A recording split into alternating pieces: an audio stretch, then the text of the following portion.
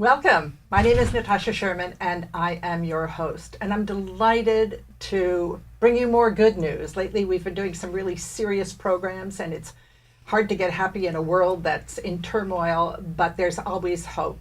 And the group of people I have with me today are providing that. So, this is a group of young people, ages 8 to 16, who have formed an organization called 1K Cleats for Kids. Yeah, welcome. So, Ryan, I'm going to start with you. Tell me what this organization is and how did you start it? So essentially what this organization does is we give used cleats to kids who need them or don't have access to them. For example, Haiti, we sent 1,000 cleats there because most of the kids there don't have access or the money to pay for cleats. And so essentially we started last year in, I would say, early June. And pretty much it was Gavin's idea, actually. And he thought of all the used cleats that no one ever gets to use and that throw out. And he's like, why don't we use these and send them to other kids who don't have access? Wow, Gavin. Okay, now I go to you. Yeah. So again, you can say, why cleats? I mean, what kind of put all that together for you? I'm assuming you're an athlete. Yeah. Yeah. So we all play soccer. We're a family that loves soccer. Every weekend we go and we play soccer. And I just think that I remember myself throwing away shoes, and I was like, why am I doing this? I could be giving it to someone else who could use them. Mm-hmm. And that's where this idea came where, we could donate soccer cleats and other kids could use them. So, yeah. Yeah.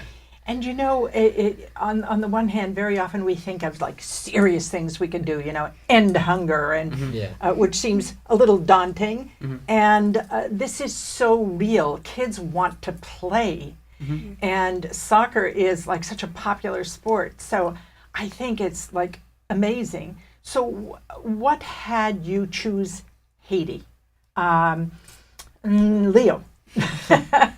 Well, it was actually almost a coincidence. We have a Facebook page, and we have a lot of our information up there, and we update regularly about certain milestones that we've achieved. For instance, we'll shout out a certain team that have collected a certain amount of cleats, and we always are open to people who need them, certain groups who need them, whether they're in the U.S.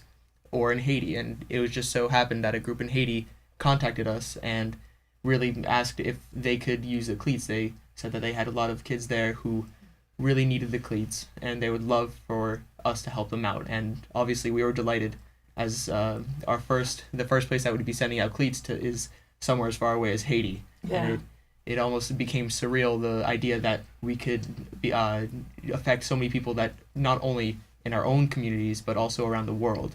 And it really made us see how much of an impact we can make, not only here in the U.S. or in our communities, but also around the world, which is a really good feeling. Yeah, and I think, I just did a show with some other young people who started a nonprofit, and I think basically one of the things that makes us feel really good is making a difference with people. And we don't get enough opportunities sometimes because we just think, what can I do? I'm a kid, whereas clearly you're kids and you're doing something. Haley, tell me about your involvement and what it means to you. Well, when we first started, we were not really going anywhere, and but as we still oh my God, we can make more of what we're doing, and we can make a difference in the world. And so we started let's start making our logo and getting to know people and make connections. So we started that, and Daniel and I we made jobs. So we knew so me and Daniel are part of the marketing team. So we make all the posters, and it's when we go to tournaments and everything, we're part of that. And so we really enjoy doing all of this, and it just makes everyone else happy in our family and others in our community. Yeah, and I think what you said is really important. So you start with an idea, and you don't quite know how it's going to go, and you don't quite know the challenges you're going to face, but you have an idea, and you're willing to actually do something about it. And then you're left with this idea. You've taken a couple of steps, but now what? And then it starts to evolve, and you start creating jobs, and you start collaborating, and you start to see who's good at what and who can do what. I think it's amazing. So you're all related, right? Except for Leo, you're the I would- family friend. I would argue otherwise. Okay. It's pretty much family. But not blood relative. No. Unfortunately, not. No. So that's also extraordinary. So, Daniel, Haley mentioned that, the two of you like doing the marketing. So tell me about your piece in this. Well, before or at the tournaments where we collect cleats, we have boxes, and with our logo, we put it on our boxes, and that's one way we get lots of cleats. Also, part of the working is when we have like Gavin and Ryan and Leo, they have all the connections on the internet. When they, Social media. yeah. Yeah. So, Jake, tell me about your participation.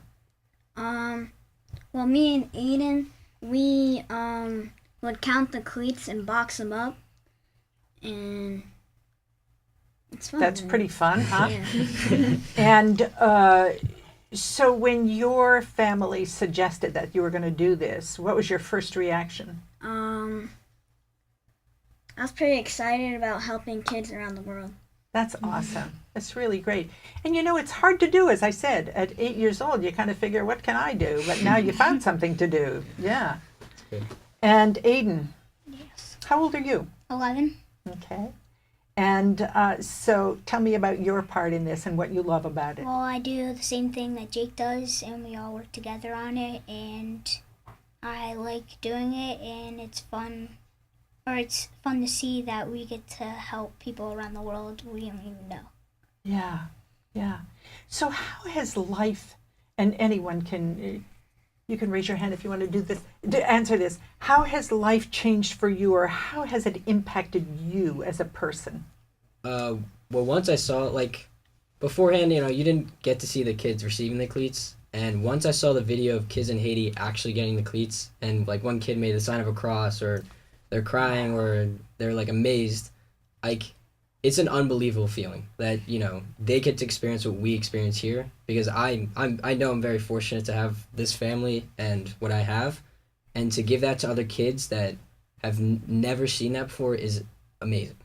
Yeah. How great that you can experience. You, Leo, you wanted to say something? Going off that point, I mean, we're all extremely privileged to, let alone afford all these shirts, to be able to market ourselves all around our area, but we still feel the effects that soccer can have on our lives, especially me and all the people here.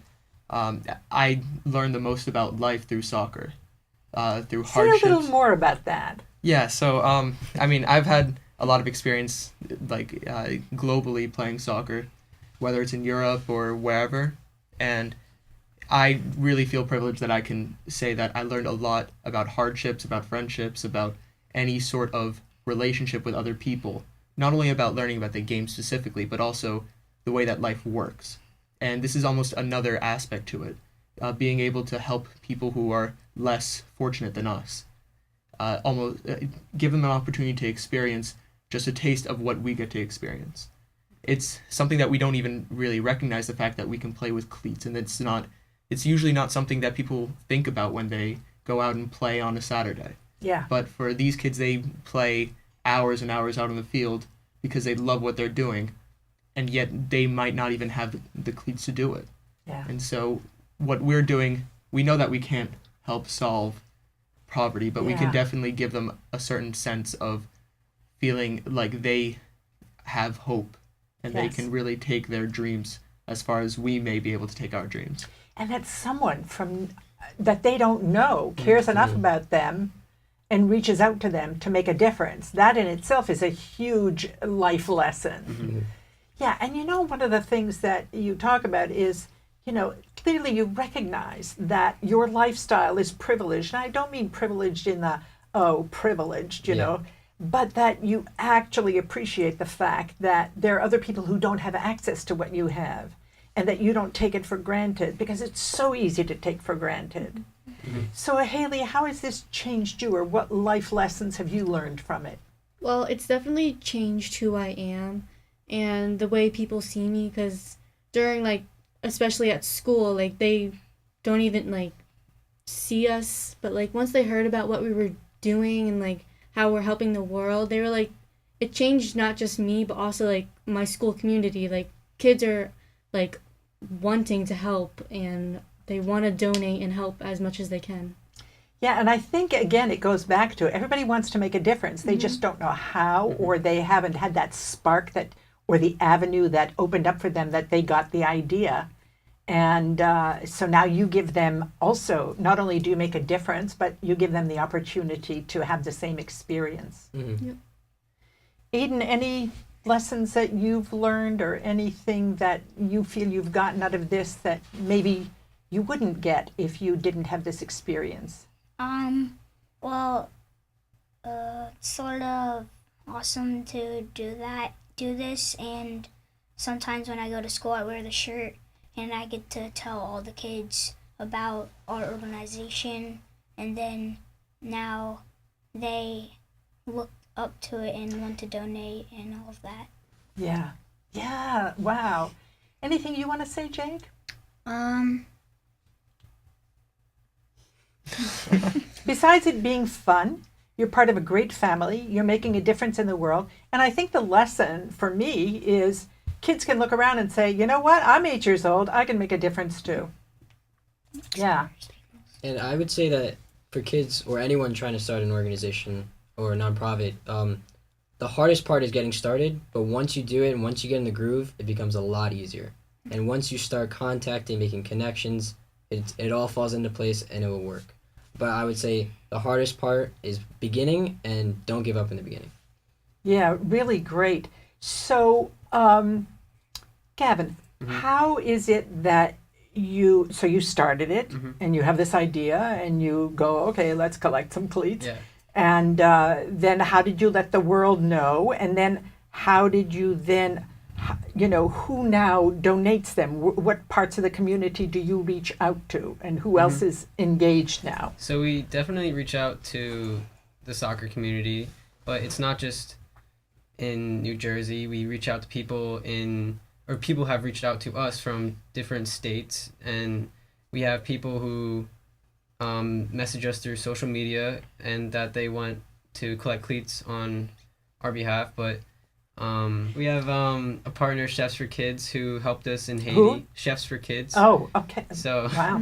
yeah, Leo, do you want to talk about Chefs for Kids? Well, yeah, they were the organization that reached out to us on Facebook. They work with all these kids. They offer a lot of they offer many sorts of help to them, and this is just another way that they were able to help the kids by reaching out to us and letting them have the chance to get these cleats, which is it's a really nice gesture by them. Yes. And it made us feel like we can really make a difference in the world. Yeah, and this whole collaboration and partnership thing, it gives you greater visibility. And thank God for social media. I mean, we kind of, can get lost in it. But at the same time, if you use it well, it really is a powerful tool.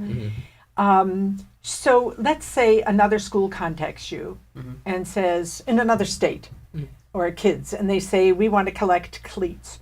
Do you tell them to go ahead and collect them and send them to you? Or do you tell them to send them to kids in some other country? So we would have them collect cleats, and then we would give them all the supplies, like if they need shirts, if they need like logos and like emails to send out, we would give them all the supplies, and then once they have enough cleats that they feel they can send to us, they would give it to us, and then we would thank them on Facebook and we would credit them, and then we would just add it to the count. Who pays for shipping? At the moment, the people sending them to us do, but right now we're working on that, like getting donations from people and like giving shirts to people, and we get donations and we're going to pay for shipping with that. Nice. In the future. So what do you do for fundraising, Daniel? Well, one of our things is the donations for the shirts, right? Yeah. So who donates typically? It can be anyone, honestly. Like people in our school often come up to us and say, "Hey, I love your organization. I want a shirt." And I'm like, "All right, cool, sounds great." And so, you can go on if you want. No, you go ahead. Just a harmless plug for anyone out there. If they want to donate $25, they can get this specific T-shirt. If you want to get if you want to donate $27, you can afford the long sleeve T-shirt, and basically we wear the shirt all the time, all around school. So it's not as if people are just going to be forgetting about us. Right. They're always reminded that if they ever want to make a difference, that they can just get a really nice shirt that we have, and they'll be able to be making a difference just by that. Yeah, and harmless plugs are good. Yeah. That's what you're here for, to talk about what you do. And so you never have to worry about what to wear, right? Yeah. So in terms of the logistics, what kind of fundraising events have you had? Well, at the moment, we haven't really had any because we're pretty new, 501c3, if you Yes. know what that is. So Yes. we're pretty new, and we're working on that because most of our efforts are on people like sending us cleats or us like reaching out to groups. Mm-hmm. Because we're at around 340 cleats in our current count, and we're aiming for 2,000. Mm-hmm. So shipping costs at the moment aren't necessarily our first goal. Right, right. So you work as a team. Do you ever argue? Yes. Of course, Oh, good. Yeah. That's good to hear. We want to know that you're human. And so who's kind of the unspoken leader? Is there anyone? I don't really think there is an unspoken leader. So when you get together, like, what do you discuss and how do you reach your decisions? Oh, that's a great question. So usually we discuss probably marketing, like logos or what tournaments we want to go to, and also upcoming events, and just basically planning out what we're going to be doing in the near future. With that, we usually get a majority of who wants to do what, and we assign them roles. That's And- usually how it works. And one thing that's really special is that we are, even though it's a large family, it's a small organization, and even if I'm 16 and Jake's 8, he has as much say as I do in every single decision that we have. And I think that's really special for us simply because it's almost a human organization, which is a really important thing for the people that are receiving these cleats. And if everyone in our organization is allowed to have their ideas spoken, then there really is not an unspoken leader or someone who doesn't have a voice. If you want to say something, if you have an idea, then every single one of us are open to that idea, regardless of what it is. Wow, what a training for all of you. This is how people get to be, world leaders, conflict resolution, mediators, whatever, and you're already in the training grounds for that. I'm assuming your family supports you. Yes. Yes, a lot. definitely. So tell me just quickly how you're related. So I'm Ryan, and Yes. Jake, Aiden, and Daniel are my brothers. Wow. And Gavin, I'm Gavin. Yeah. It's my sister.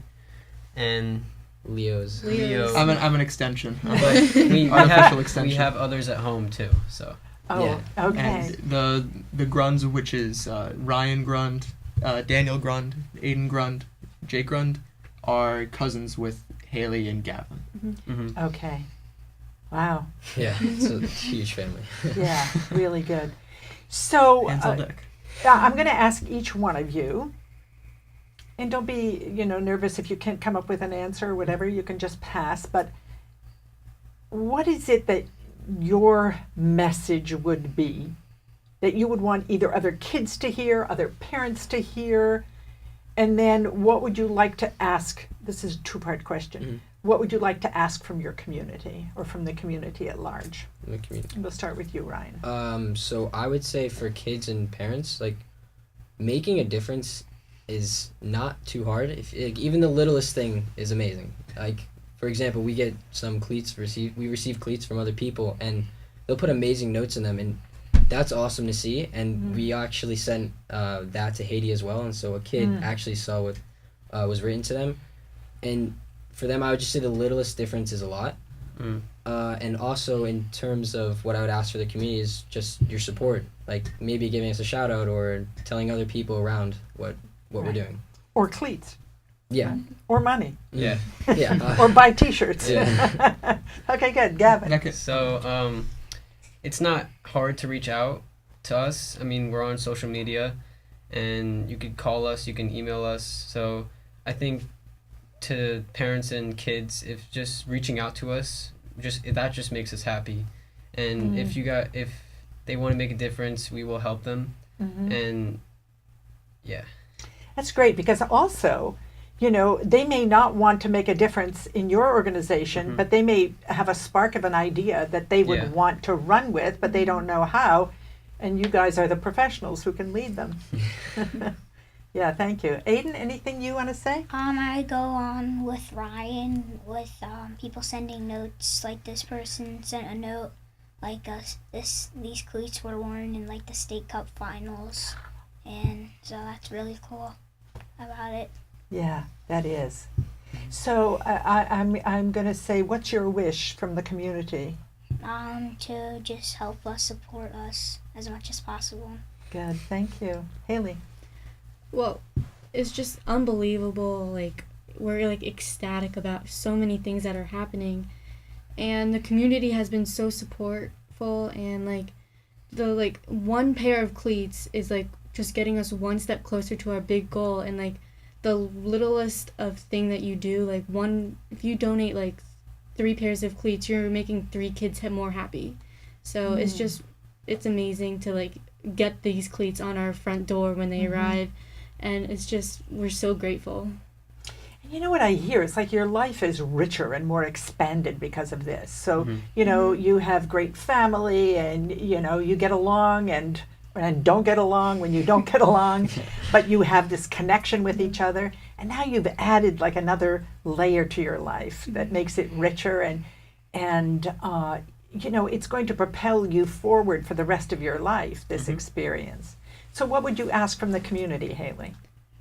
I would ask that they just tell people about what they're doing, like what we're doing for the community, and just to like tell their friends, and like just expand our idea, and like tell everyone they know. Yeah, and I think also it occurs to me, like, you could even ask them for ideas Yeah. on how to make more out of this and grow it and expand it. Jake? Like Aiden said, when we get notes, it's wonderful, and it's so fun to read them. And from the community, I would ask to keep supporting us. Wow, you remembered both questions. Yeah, Paying attention. Thank you. Leo? Just reiteration of what everyone else said. Basically, keep on helping us, supporting us, and even if you're on the other side of the country, it's not impossible, and it's very easy to reach out to us.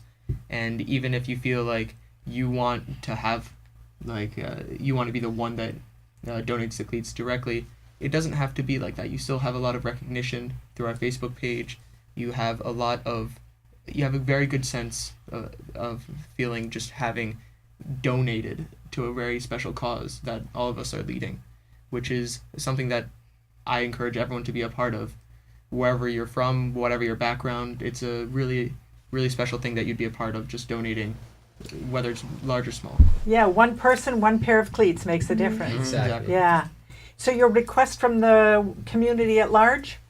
I would just say, do what you can to help your community. It's whether it's donating cleats or even doing something small in your community, it's always a good feeling. What all of us have realized is doing something small or something as large scale as 1K cleats for kids, it's a very humbling feeling. It's a very good feeling to be able to help those around you, or maybe even people that you don't even know. Yeah, really great. Daniel? Well, to kids and parents, the feeling of helping kids is just amazing. To know that with donating just like even an object is changing their lives completely. And to the charity and community, just keep on helping us, because donating those stuff is going to definitely help those kids along in their life. Yeah. And I think also it makes a difference for the people who are contributing. Yeah, definitely. Because not everybody is going to start an organization, but just knowing, and not everybody can afford to give tons of money to anything, but just knowing that you made a difference for one kid, you made a difference by buying a t-shirt, you made a difference by supporting all of you in your endeavor. And I'm a firm believer in that's what we really, really want to do as human beings, is be connected to one another and make a difference. And that's what you're doing. Yeah. So we have like a minute left. Anybody want to make some final pronouncement? I would like to say something. So, I know we've been speculating on some ideas of how to get bigger and how to get more cleats en masse. And I want to, we've been reaching out to, say, Red Bull. So the Red Bull soccer. They have games every weekend, or every week. And if we could somehow get to those games and have them collect cleats on our behalf, we could have maybe 30,000 cleats in one night. So that's a goal that we could really focus on. But right now we're just trying to. Right, but that's a good Yeah. something to put out there to the Yeah, community I know. because it's not doable. It is Yeah. doable. It's not hard. Just bring cleats Yeah. to a game and then. Yeah. Yeah. I'm So, going Exactly. to add on to that with Josie Altador. He plays for the U.S. national team. He's a soccer player, and we've been connecting with him a lot. But we haven't got to meet him yet. But Wow. Yeah, so somebody like that gives you more visibility. Mhm. So we are at the end of our time. I want to thank you for what you're doing, for being you, for being engaged at this, at this young age and really kind of very clear that you want to make a difference. I wish you lots of luck and you have to keep us posted. Thank you so Thank much. you. Thank you. Thank you. My name is Natasha Sherman. Thank you for joining us.